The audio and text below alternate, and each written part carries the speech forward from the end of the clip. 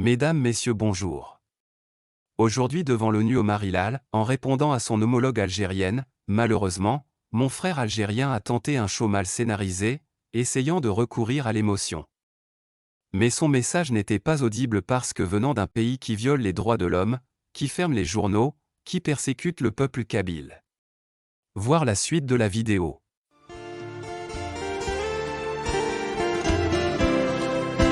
Malheureusement, mon frère algérien a fait un show mal scénarisé.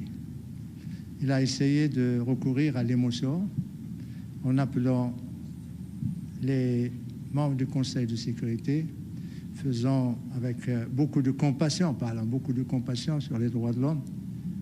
Et malheureusement, son message n'était pas audible parce que venant d'un pays qui viole les droits de l'homme, venant d'un pays qui ferme les journaux, les télévisions, qui persécutent les hommes politiques, l'opposition, qui enferment même les chanteurs et les chanteuses, qui persécutent également le peuple kabyle.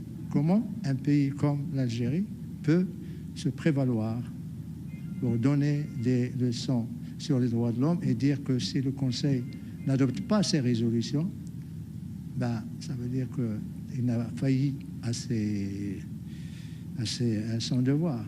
Malheureusement, le fait que le Conseil de sécurité n'a pas appuyé ces deux amendements, ça veut dire que c'est un échec pour la diplomatie algérienne, c'est un échec pour sa politique, surtout de diviser le Conseil de sécurité, de faire pression sur le Conseil de sécurité et venir ne pas respecter le pen holder, venir à la dernière minute avec deux amendements, ce qui est inhabituel, mettre deux amendements en bleu en parallèle à la résolution qui est discutée et adoptée par le Conseil de sécurité, ce sont des attitudes irresponsables. Et ça prouve quoi? Ça prouve tout simplement que ce qui concerne l'Algérie, c'est le Maroc. Parce que l'Algérie n'a pas fait ça sur aucune des questions qui a été discutée par le Conseil de sécurité depuis qu'ils sont maintenant au Conseil depuis 10 mois. Aucun amendement n'a été mis en bleu en affrontant les pen holders ou en voulant imposer au Conseil de sécurité. On n'a pas entendu un message aussi compatissant sur aucune des questions qui a été posée pour venir maintenant sur la question de Sahara. Ça prouve quoi? Ça prouve tout simplement l'implication de l'Algérie dans ce dossier, la responsabilité première. Et d'ailleurs, le Conseil de sécurité est très fort sur cette question en interpellant l'Algérie à 5 reprises. Autre chose, il a comme j'ai dit, un show mal scénarisé et une sortie de scène encore lamentable parce que le fait de ne pas voter la résolution, tel point que les responsables du secrétariat se sont interrogés que fait l'Algérie. D'ailleurs, certains diplomates ont souri. Ne pas voter une résolution, il a raté le coche de s'opposer à la résolution pour démontrer qu'effectivement, il est très attaché aux questions des droits de l'homme.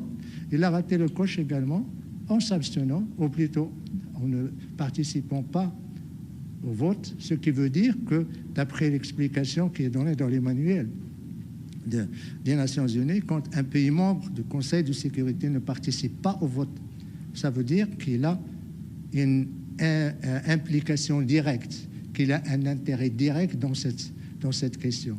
Et c'est la preuve que, malheureusement, l'Algérie nous donne la preuve aussi bien par la manière que par le contenu, que par la mise en scène de son attitude cet après-midi devant, je dirais, le monde entier, parce que grâce à la télévision des Nations Unies, le monde entier suit ce qui se passe au Conseil de sécurité.